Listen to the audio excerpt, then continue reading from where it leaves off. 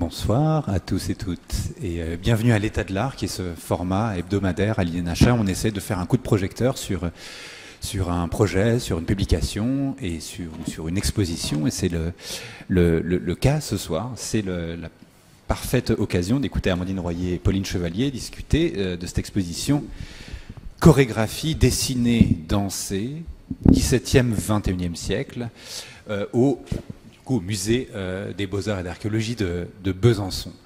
Je suis Victor Clage, je travaille à l'INHA comme coordinateur scientifique et je remplace Lucie Grandjean qui est vraiment la chef d'orchestre, la coordinatrice, l'organisatrice de ces soirées, mais qui mérite aussi parfois des congés.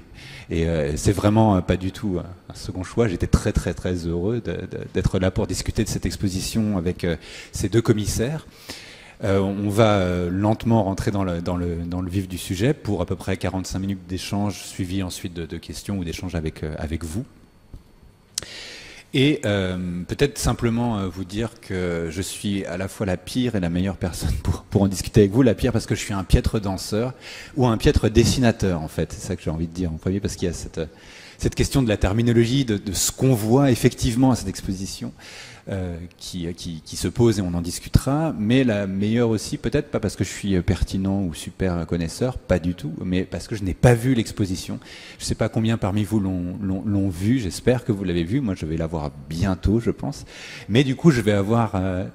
Oui. Ah, vous y êtes, voilà. Vous voyez.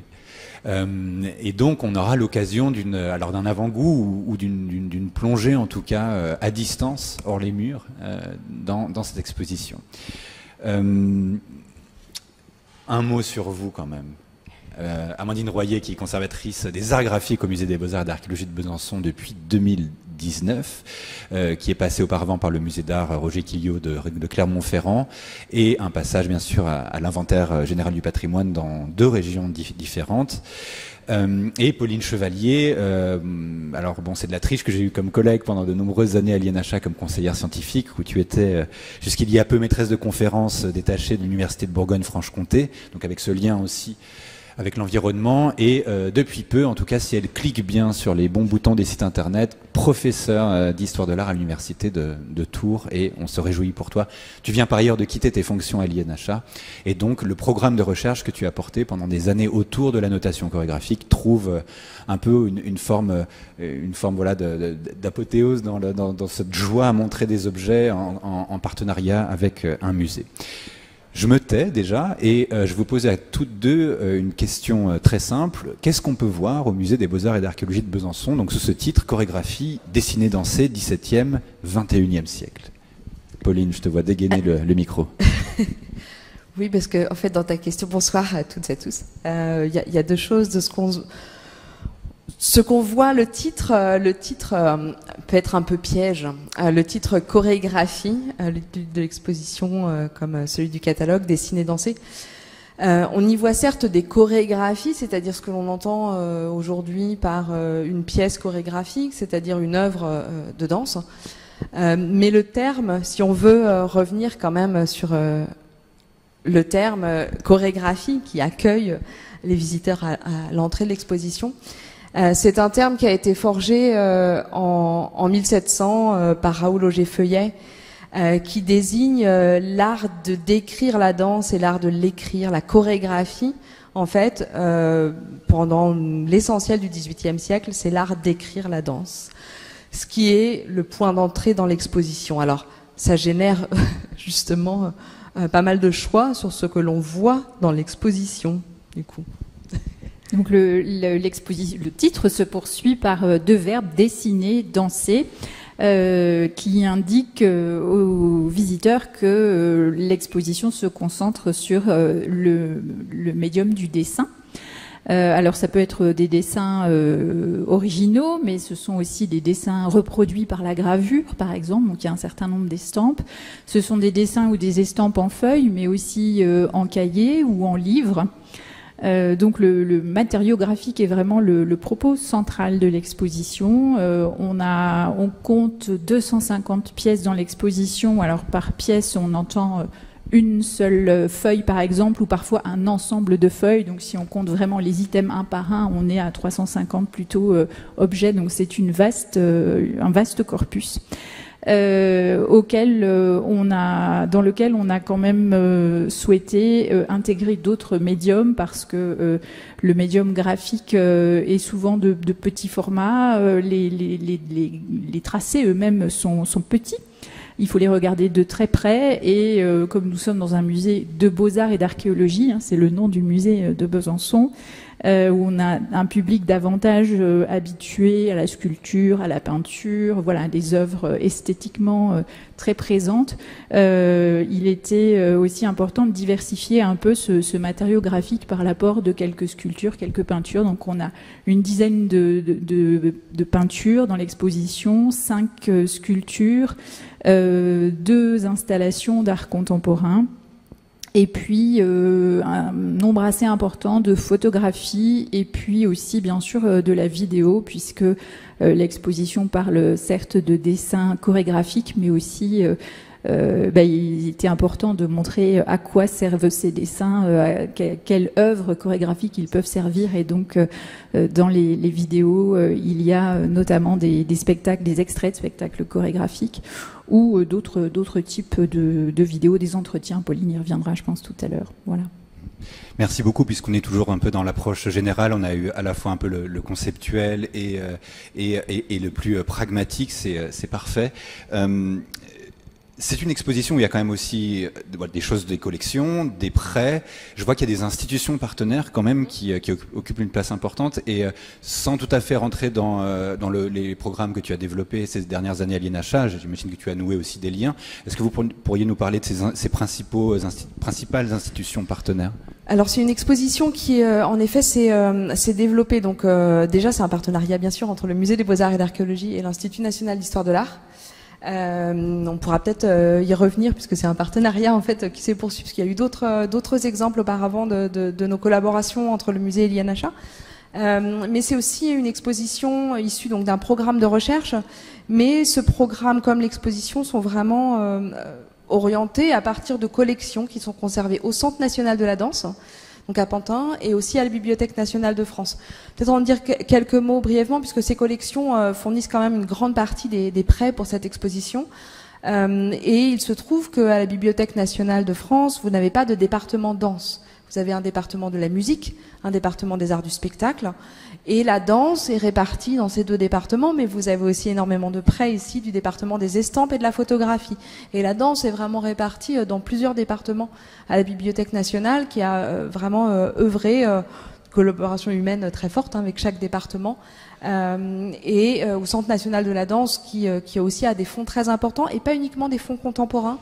C'est important aussi le souligner, puisque au Centre national de la danse, vous avez des fonds issus par exemple du fonds une libraire Gilberte Cournant, théoricienne qui a beaucoup œuvré pour l'histoire de la danse, et une partie du fonds Gilberte Cournant est au Centre national de la danse. Et on a dans ce fonds des traités du XVIIIe siècle par exemple, donc qui sont exposés ici à Besançon. Donc voilà, et puis bien sûr des fonds très contemporains. Ce sont les principaux partenaires, et puis après on a des prêts d'autres institutions. Je sais pas si tu veux dire. Oui, il y a effectivement de nombreux prêts. On a 35 prêteurs différents sur cette exposition, qui sont à la fois des institutions publiques et aussi des artistes, chorégraphes pour l'essentiel, qui conservent leurs dessins, leurs archives, et qui nous les ont prêtés pour l'exposition. Prêteurs essentiellement français. On a quelques prêteurs suisses, voilà. On n'est pas allé chercher d'autres prêts très loin, parce que les transports sont devenus extrêmement coûteux.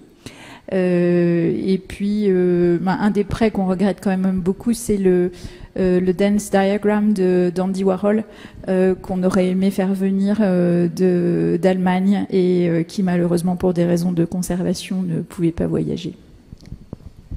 Il est au catalogue.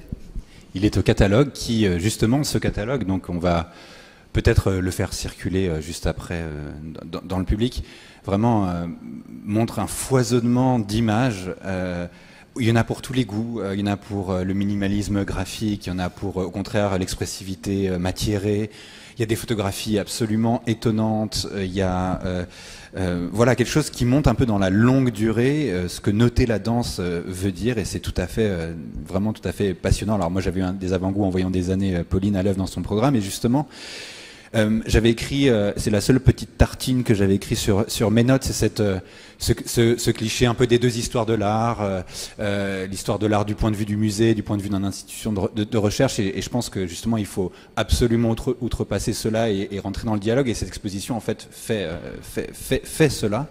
Et en lisant ton texte dans le catalogue, Pauline, et c'est une amorce pour que tu nous parles du programme de recherche dont l'exposition est issue, tu parles, en citant quelqu'un dont j'oublie le nom, de la notation, des dessins de notation chorégraphique comme une source infinie. J'ai eu cette impression aussi en parcourant là les images de l'exposition, en regardant le catalogue. Est-ce que tu peux partir de cette expression, nous la recontextualiser, peut-être que ça n'a rien à voir avec ce que j'ai en tête, mais et nous dire un peu quel a été le parcours de ce programme de recherche que tu as développé ces dernières années?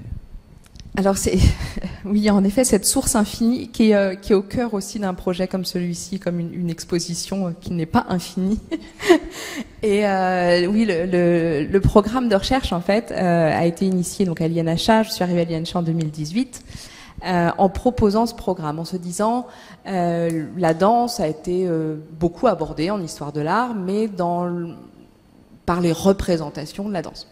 Mais il existe d'autres sources qui sont des sources qui émanent directement des artistes chorégraphiques, c'est-à-dire donc des interprètes, des chorégraphes, et ces sources ont été assez peu regardées. Elles ont fait l'objet d'une exposition tout de même en 1991 par Laurence Loup au musée de Marseille, qui avait montré, en commençant à dire il y a plein de choses qu'on regarde pas assez, que sont les dessins de chorégraphes. Et donc quand j'ai proposé ce programme, j'avais en tête des fonds donc du CND, de la BNF, d'autres fonds aussi privés. Mais j'avais pas en tête la taille de la pelote dont je tirais le fil. Et cette taille, en effet, en discutant avec la collègue qui parle de sources infinies, c'est Claudia Jeschke, qui est une historienne de la danse et qui est une notatrice, qui a été notamment celle qui a permis, avec l'historienne et notatrice Anne Hutchinson-Guest, de déchiffrer la partition de Václav Nijinsky pour l'après-midi d'un faune. Et Claudia Jeschke me disait, mais c'est vrai que finalement, quand on commence à regarder les carnets de chorégraphes, les dessins de chorégraphes, on a une source infinie de documents. Source infinie, pas tant que ça, quand on se restreint aux collections donc de la BNF et du CND, qui ont été les deux points de départ du programme de recherche. Peut-être, pour dire quelques mots de ce programme, vous montrer, non pas, voilà. Il y a deux grands axes qui se retrouvent en fait dans l'exposition. À la fois, puisque la question principale du programme de l'exposition a été de se demander comment le dessin peut être utilisé dans un processus de création ou de transmission en danse. Comment est-ce que le dessin est constitutif d'une pratique chorégraphique? Non pas le dessin par des artistes plasticiens qui vont dessiner ou collaborer avec des chorégraphes, mais bien comment le dessin est utilisé par des interprètes, des chorégraphes, des maîtres de ballet. Et on a vraiment deux grandes typologies de sources, à la fois des fonds d'imprimés, des traités, des manuels, et puis aussi des archives de maîtres de ballet et de chorégraphes. Et donc des archives vraiment manuscrites, des dessins, ce que parfois j'ai appelé des brouillons. On a parlé de brouillons chorégraphiques aussi dans le catalogue, après dans l'exposition, dans un sens très positif, historiquement vraiment de ce qui permet de penser. Le brouillon qui est vraiment l'étape graphique du bouillonnement intellectuel et chorégraphique. Et puis ces fonds d'imprimés qui sont des formes de transmission et de transposition graphique de la danse, avec une question qui fait converger en fait ces deux types de corpus. C'est pourquoi est-ce qu'à un moment donné on prend le crayon et pourquoi est-ce qu'on fait un choix graphique qui amène par exemple, on a là on parlait d'Andy Warhol. Andy Warhol en fait se base sur ce manuel, un manuel de Foxtrot. Et pourquoi est-ce que ce manuel de Foxtrot des années 50, un manuel américain, c'est un manuel de danse qui ne représente aucun danseur en pied. On a uniquement des empreintes de pas et des flèches. Qu'est-ce qui fait qu'à un moment donné, c'est la forme de transmission de la danse qui ne passe pas par le corps et qui ne passe même pas par la représentation du corps. Donc voilà, on s'est posé plein de questions dans le programme. À partir de ces deux typologies de documents. Juste pour vous dire, ce programme, si je parle là avec Amandine, c'est un programme que je n'ai pas du tout mené toute seule, puisque c'est un programme qui s'est fait donc certes avec des institutions, mais aussi avec une équipe, des doctorants qui certains ont soutenu leur thèse et ont maintenant évolué dans d'autres directions. Mais je vais quand même les citer. Il y avait Lou Forster, Antonin Liattard, Mathilde Lechelet, Jonah Daniel et Juan Pablo Pecarec, et tous ont travaillé sur des corpus différents ou des époques différentes. Donc voilà, on a travaillé peut-être juste quelques mots aussi de la manière dont on a pu travailler collectivement avec des formes d'ateliers, par exemple sur des livres de fête et comment est-ce qu'on a intégré aussi le ballet équestre. Je vais peut-être pas m'attarder là-dessus, mais vous montrer par exemple un atelier à la bibliothèque de l'Opéra. Comment est-ce qu'on a travaillé en groupe, collectivement, en déployant les archives sur une table. C'est pas une journée d'études comme on a dans ce type de salle ici, c'est plutôt, on a des corpus, on est historien de l'art, on est historien de la danse, on est historien de la littérature. Comment travaille-t-on ensemble sur des dessins de chorégraphes? Et là, je voudrais juste dire un point avant qu'on continue sur la suite. Ça a été un moment, pour moi personnellement, très marquant, parce que j'avais cette intuition de se dire qu'on ne parle pas la même langue entre historien de l'art et historien de la danse, ou entre artiste chorégraphique, historien de l'art. Et là, c'était flagrant. Et que ces moments d'atelier et de partage autour des archives ont été des moments où on a essayé de parler la même langue. Pourquoi? Parce que quand on regarde des dessins de chorégraphes, en tant qu'historien ou historienne de l'art, on peut regarder parfois des sources, on voit des techniques de crayon, on voit des manières de donner vie à un corps, mais aussi de citer, par exemple, chez certains maîtres de ballet du début du XIXe siècle qui citent des sculptures italiennes du XVIe siècle. On voit des sources, on voit des références, on voit des manières de composer une image.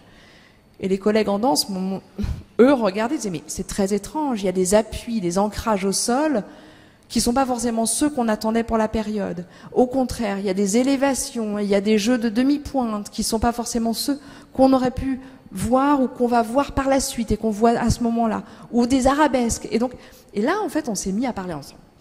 Et ça a été vraiment ce qui a été moi le plus touchant dans ce projet, c'est d'arriver peu à peu par ces moments d'atelier à parler la même langue, et ce qui a permis aussi ensuite dans l'exposition d'avoir un discours qui articule à la fois la recherche en danse et vraiment une attention à ce que c'est que le vocabulaire du corps et des techniques du corps, et puis aussi une recherche d'historien et d'historienne de l'art.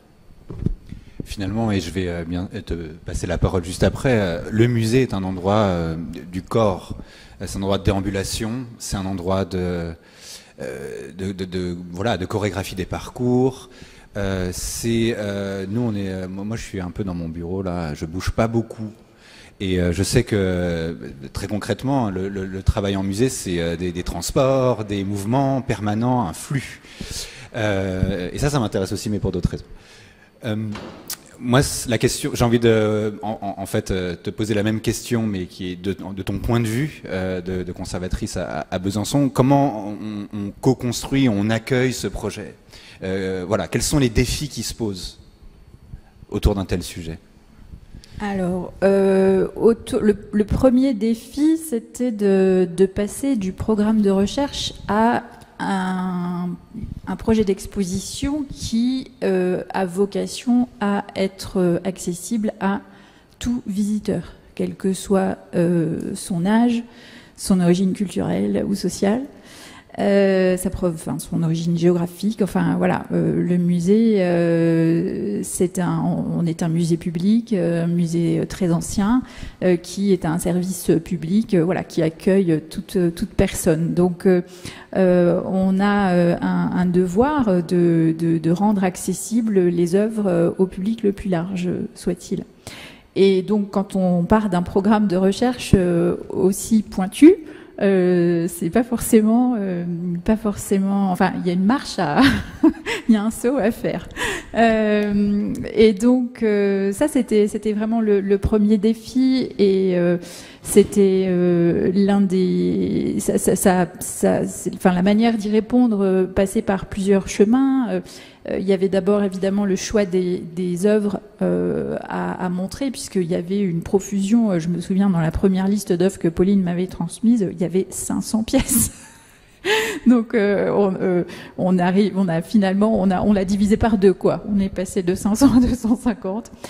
Et puis on a vu beaucoup de pièces ensemble sur place, parce que moi j'arrivais avec un œil assez extérieur, et j'essayais de me placer aussi du point de vue du visiteur néophyte. J'ai opté pour les images qui étaient les plus séduisantes visuellement, les plus parlantes, pour un public qui ne connaît pas. Il y a eu un gros travail sur la scénographie, parce que comme on est sur beaucoup d'œuvres de petits formats qu'il faut regarder de près, pour lesquelles on a des contraintes de luminosité aussi à gérer. Le papier est un support très fragile à la lumière, donc on a un niveau d'éclairement qui est très faible. On avait aussi beaucoup de livres. Les livres, c'est un peu aride dans les expositions, avec une contrainte très forte, parce que ce sont des livres de la Bibliothèque nationale de France, donc on est obligé de les présenter dans des vitrines horizontales. On peut même pas relever un peu les vitrines pour que ce soit un peu plus agréable et confortable à regarder. Donc voilà, il fallait vraiment que les scénographes créent une ambiance qui enveloppe le visiteur, qui traduise aussi quelque chose du propos, et qui mettent aussi en valeur ces œuvres dont les qualités esthétiques sont parfois discrètes. Voilà. Et donc on a pu travailler avec un binôme de scénographes, Sylvie Coutan et Anne Levaché, qui sont installés ici à Paris, et qui ont fait, à notre sens, un travail vraiment... Enfin, ils ont vraiment répondu à cette question, et on a même pu, vous voyez ici sur cette diapo, des vitrines murales. On a pu, pour les fonds les plus récents, les fonds prêtés par le Centre national de la danse, qui contenaient beaucoup de carnets, on a pu donc imaginer des vitrines murales, des vitrines verticales, qui permettaient de regarder, d'avoir aussi quelque chose de visuellement très beau quand on entre dans cette salle consacrée aux carnets et partitions du XXe et du XXIe siècle. Et s'affranchir un peu des contraintes plus patrimoniales, où on doit rester en présentation horizontale. Voilà, je pourrais développer encore, mais je vais m'arrêter. Tu veux rebondir? Oui, parce qu'en fait, cette question de présenter de manière en vitrine ou verticale, en fait, là, une des questions qui est sous-jacente, outre celle vraiment des contraintes on peut pas tout exposer, il y a aussi comment est-ce qu'on expose des objets qui sont faits pour danser, pour être manipulés, et des objets qui dans le cadre du programme, qu'on a manipulé, et que certains même danseurs, il y a des entretiens de fait, j'en dirai peut-être quelques mots, on les voit aplatir parfois les partitions, vraiment les toucher, et là on est vraiment dans une mise à distance de ces documents. Et donc comment faire pour les mettre à distance tout en montrant que c'est des choses qu'on manipule. Et ça c'est ça a été vraiment un enjeu et une difficulté, mais qui passe aussi beaucoup par pas mal de visites qui se font, et la présence aussi des danseurs ou de chorégraphes et d'entretiens. On va peut-être en dire quelques mots. En tout cas, c'est l'impression qu'on a quand on regarde cette image, et même quand on fait le catalogue, c'est de parvenir à associer cette exigence de la notation avec en même temps le plaisir matériel et plastique des choses. Enfin, même sans rien y connaître, il y en a pour tous les goûts et toutes les approches. En fait, des pages de carnet complètement micrographiques, où moi ça me touche parce que j'aime bien le côté un peu minimal, etc. Et il y a aussi des grands gestes picturaux. Il y a de la peinture de chevalet, il y a de la vidéo, il y a du jeu vidéo. J'ai cru aussi le comprendre, et vous en parlerez ou non, parce qu'on sait à quel point le thème, alors attire comme ça vers les cultures populaires sous toutes ces formes. Et donc c'est justement là, je pense, une des beautés de ce projet, c'est ce va-et-vient et c'était entre l'exigence du matériau et ce qu'on peut en avoir comme plaisir direct et ce rapport justement au corps et au mouvement extrêmement concret. Moi, ce que j'ai envie de vous demander, c'est de nous parler de votre mur préféré, de votre pièce préférée, de votre passage préféré de l'exposition, peut-être l'une puis l'autre, ou je ne sais pas comment vous êtes organisés, elles sont prévenues.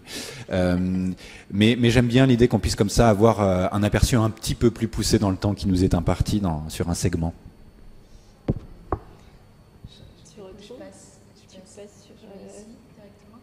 Oui, voilà, c'est bien. Oui. Alors moi, j'avais choisi de parler effectivement de cette troisième section de l'exposition qui est consacrée, qui s'appelle Dessiner le ballet et qui est consacrée au dessin comme outil de création chorégraphique à partir au 19e siècle. Enfin, ça commence à la toute fin du 18e et puis ça va vraiment prendre son essor dans les années 1820-1830 avec l'avènement de ce que les spécialistes appellent le ballet romantique. Pour rebondir sur ce que tu disais, Victor, tout à l'heure, sur le fait que le musée est un lieu de corps, un lieu effectivement de corps, parce qu'effectivement on s'y promène, mais c'est aussi plein de corps partout sur les tableaux, les sculptures. Il y a beaucoup de nus en plus, donc le corps est souvent très très présent, même quand il est vêtu dans la peinture classique, il est drapé, on voit quand même les formes souvent du corps qui transparaissent sous les drapés. Donc puis il y a beaucoup de postures, enfin tout ça. Les corps sont effectivement ultra présents. Et voilà, j'avais envie de parler de cette partie parce que pour moi ça a été une vraie une sorte de révolution intellectuelle, mentale, quand j'ai découvert, grâce aux recherches menées par Pauline et les chercheurs qui ont travaillé avec elle, que en fait le ballet romantique, les attitudes, les postures des danseurs romantiques venaient en fait d'une source d'inspiration qui était celle de la sculpture antique et de la peinture classique. Et là, vraiment, ça a été quelque chose qui m'a profondément marqué, parce que je ne sais pas pourquoi, mais j'aurais plutôt imaginé que c'était l'inverse. Et en réalité, voilà, ça se fait dans le sens des beaux-arts vers la danse. Et ça m'a amené, en fait, ça a vraiment ouvert mon regard et je me suis mise à regarder toutes les peintures, en particulier classiques, avec vraiment avec d'autres lunettes, quoi. J'avais vraiment l'impression d'avoir changé de lunettes et de voir ces peintures s'animer avec des corps qui étaient figés dans un mouvement chorégraphique que j'avais jamais, je les avais jamais vus comme ça en fait avant. Et voilà, c'est une sorte enfin, c'est quelque chose que je garde maintenant avec moi et qui a vraiment modifié mon regard professionnel d'historienne de l'art.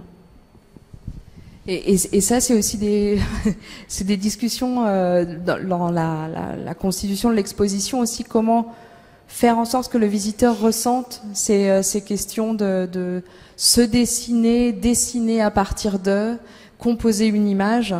Mais tu évoquais tout à l'heure, Victor, aussi le passage d'un programme de recherche à une exposition et cette ambiguïté entre un programme qui est à la fois très pointu et qui touche aussi à des choses assez ordinaires. Là, dans le cadre de ce focus sur cette section dessiner le ballet, on est vraiment dans une pratique de la danse qui est une pratique savante et du dessin qui est aussi pensé comme une pratique savante, avec voilà certains dessins qui sont dans le catalogue de maîtres de ballet qui composent vraiment leurs images.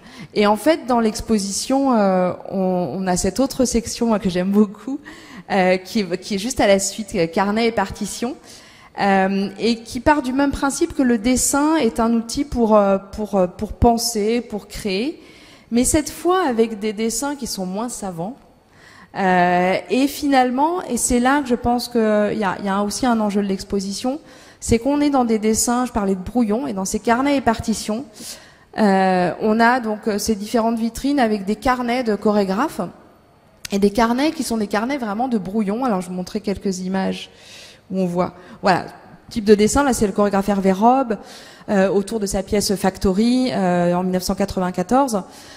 Hervé Robe ne représente aucun danseur, pas de ce qu'on appelle les petites figures bâtons. Est-ce que j'ai pas pris une image de figure bâton? Il y en a pas. Non. Oui, il y a Suzanne Perrotet après. Juste vous montrer quand même une petite figure bâton. Hop, voilà. Ce que j'appelle figure bâton, c'est ce genre de petite figure. Et qui en fait cette section carnet et partition commence par là, en montrant que finalement ces petites figures, ces petits bonhommes, il n'y a rien d'anodin. Par exemple, chez cette chorégraphe Suzanne Perrotet, elle va parfois enlever le buste et on arrive à saisir très rapidement de quelle période il s'agit. Et pour vous dire une anecdote que j'aime bien raconter, j'ai montré une de ces pages, la page de droite, au chorégraphe Daniel Larieux, chorégraphe important des années 80, et qui tout de suite me dit « Oh, mais c'est les années 50, ça !» Et mais comment tu sais? Bah parce que il y a une hauteur de taille, il y a une manière de lancer la jambe, il y a une manière d'être, il y a un état de corps qui est tel et qui est perceptible par le dessin. Et c'est exactement en fait l'enjeu de cette section carnet et partition, c'est de dire que finalement même des petits, ce qu'on pourrait presque appeler des petits gribouillis en fait, parce que parfois c'est le cas, que je m'y retrouve. Ces petits gribouillis qu'on a dans cette section et dans ces différentes vitrines, parfois des dessins plus élaborés, finalement révèlent une manière de danser et une manière de penser la chorégraphie. Et en fait, ici, c'est aussi une section qui s'est faite en lien étroit avec pas mal de chorégraphes avec qui j'ai fait des entretiens et pour que ce soit quand même plus compréhensible pour le visiteur. Il y a un écran avec des courtes vidéos qui permettent, là vous avez un exemple, par exemple, donc c'est 2 partitions de la chorégraphe Mieko Kempo, qui est décédée, mais j'ai fait un entretien avec un de ses interprètes et qui raconte comment est-ce qu'on lit ces documents. Et donc vous avez vraiment des vidéos qui permettent de comprendre. Peut-être que pour voilà, les entretiens avec les chorégraphes, et ces entretiens, ils sont faits sur les archives que l'on voit dans les vitrines. Est-ce qu'on a le temps d'en montrer un petit... Oui, bien sûr. Je vais vous montrer un exemple. Il nous reste 10 minutes de conversation. Eh ben, juste montrer une vidéo qui a été faite avec le chorégraphe Volmir Cordero, qui a dans nos discussions vraiment théorisé cette question du carnet de notes, et il parle de toute la charge intentionnelle qu'on met dans les carnets.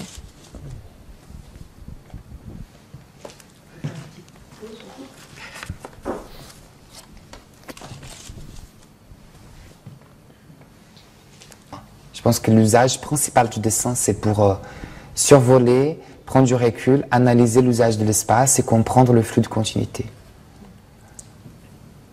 C'est vrai que je trouve ça fascinant, la page en blanche, ou même l'idée du carnet, cet espace, de voir presque la page comme étant le plateau, et comment habiter le plateau. Donc tout ce que j'ai mis sur ces carnets, c'est un peu les choses que je vais mettre dans la pièce, que je vais mettre dans les corps, dans la tête des personnes avec qui je vais travailler.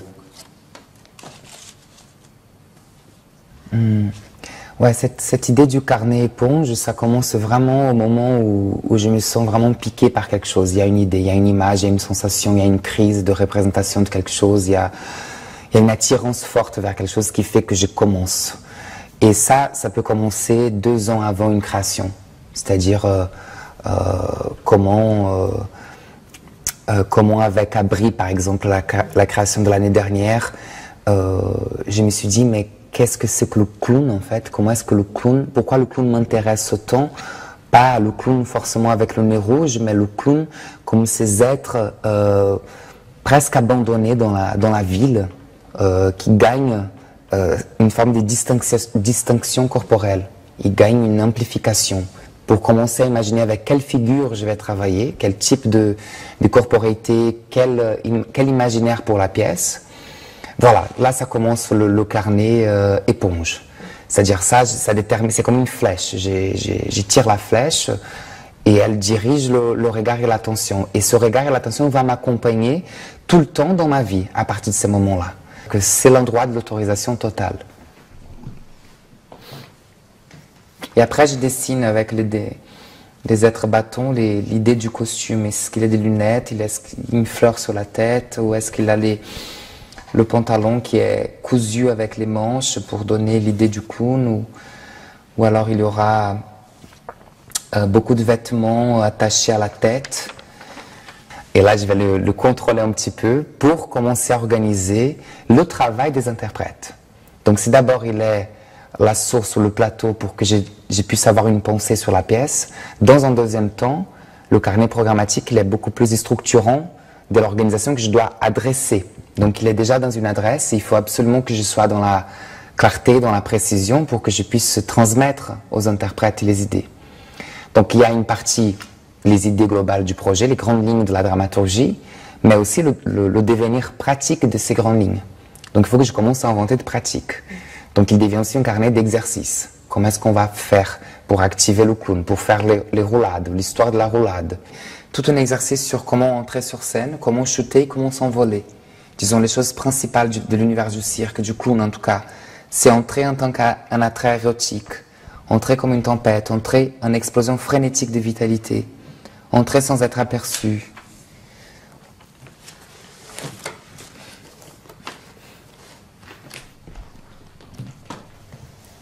Il y a quand même le désir d'ouvrir un autre champ pour garder la mémoire, des traces affectives, des traces physiques, l'aspect vraiment décodé pour que ça puisse nous accompagner en tournée.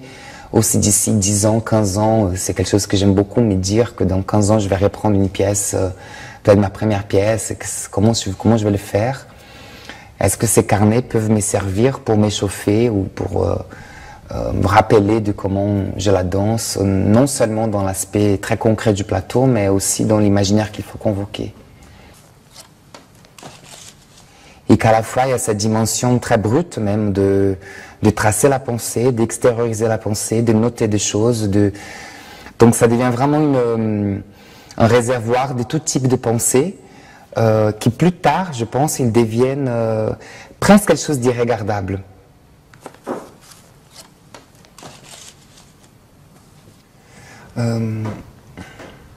Je pense que j'ai toujours compris la danse comme à la fois un art de la représentation, un art social et aussi un travail réflexif.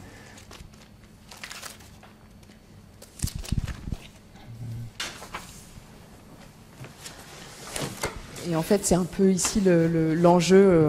Je présente cet entretien-là, enfin cet extrait donc réalisé par le Centre national de la danse, qui permet aussi de montrer comment tous ces documents et tous ces carnets qui sont exposés permettent de montrer la fabrique de la danse, mais montrer que ce n'est pas qu'une question de corps en mouvement, mais c'est aussi une question d'une pratique intellectuelle qui passe par des objets intermédiaires que sont les dessins et les pratiques de l'écrit.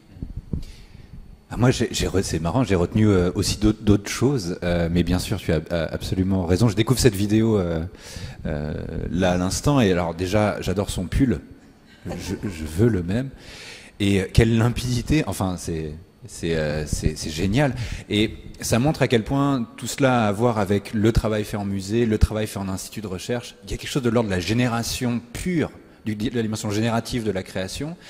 Et à l'autre bout de la chaîne, il y a la dimension mémorielle aussi, qui est une manière de faire une mémoire alternative de ce que peut être une danse, une chorégraphie, que pourrait l'être la vidéo.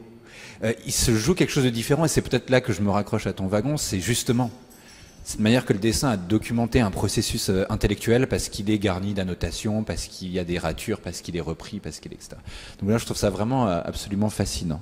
Est-ce que tu as un rebond dès maintenant, ou est-ce que on avance à une petite dernière écoute, Amandine, je vais te poser la question. J'allais dire des à côté, mais ça va être méchant pour le catalogue. Je voulais dire ce qui n'est pas l'installation de l'exposition, ce qui n'en restera à part les photos et peut-être les notations chorégraphiques qui sont les vôtres pour sa conception. Mais le catalogue déjà en premier lieu, en quelques mots, et puis peut-être des programmes culturels qu'il y a autour de l'exposition et de la prog du musée plus généralement.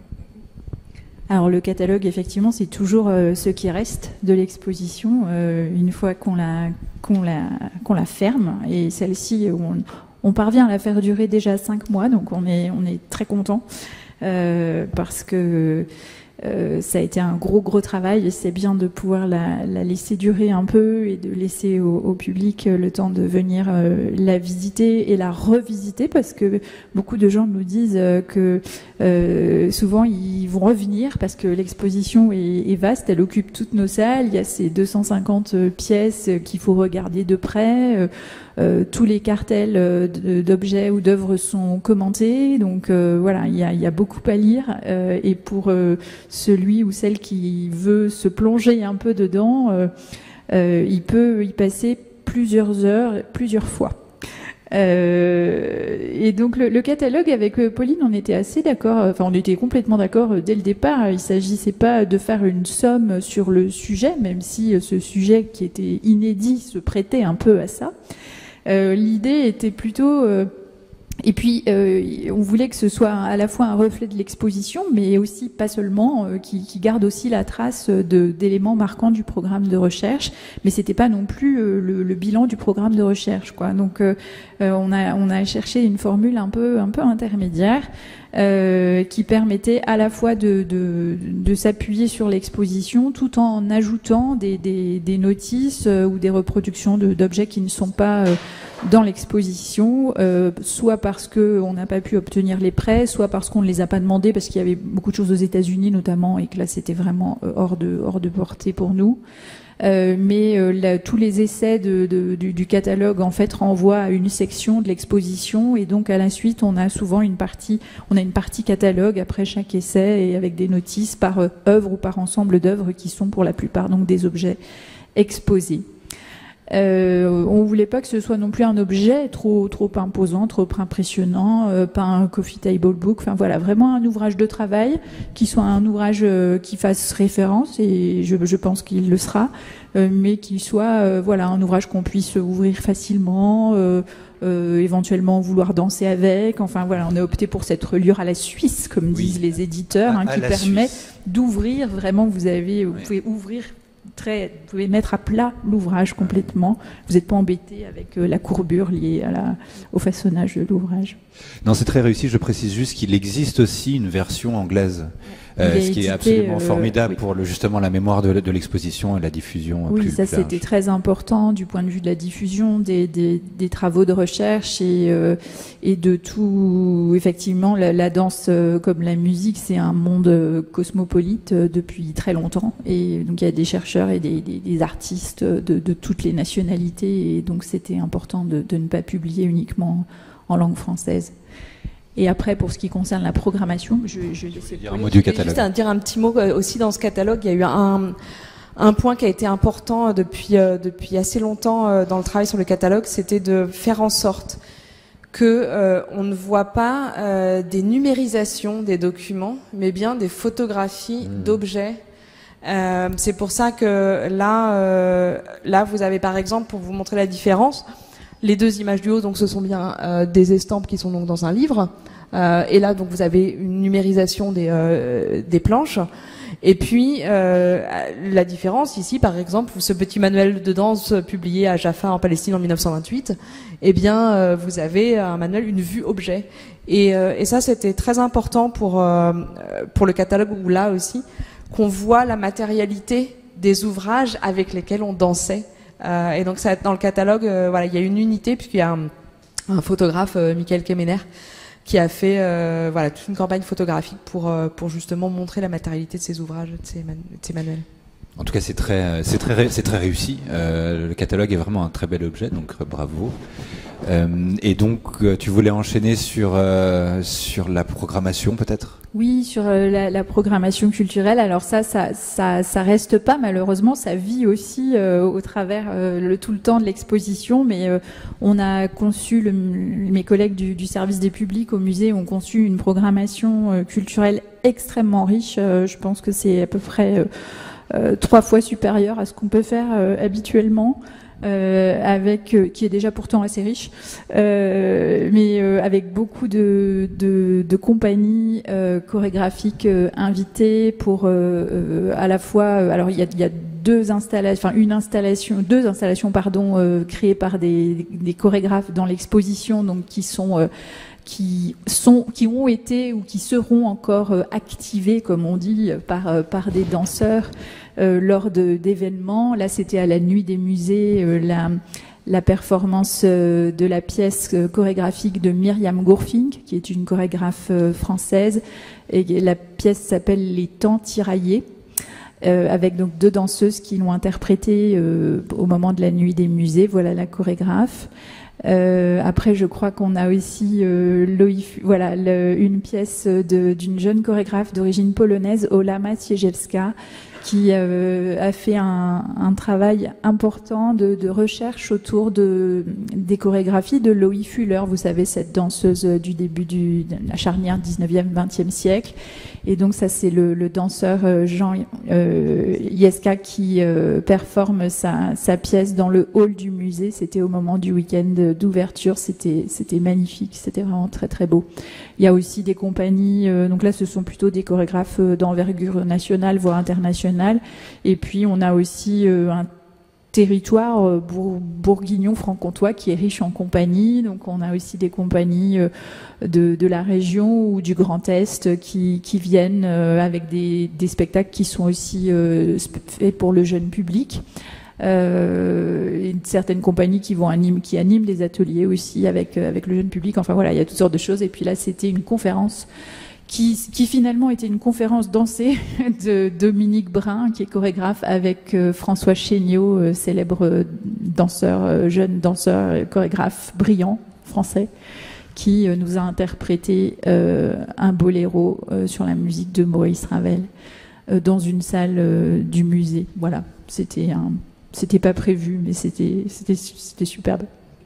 Des livrets sont à disposition, j'ai vu devant la salle avec quelques documents de programmation. Cette riche programmation. Et là, je vois la Loie Fuller de Toulouse-Lautrec, oui. donc qui fait partie des sélections. Et je me suis battu avec Pauline parce que je voulais aussi la montrer dans une exposition. Elle vient de nos collections de l'INHA.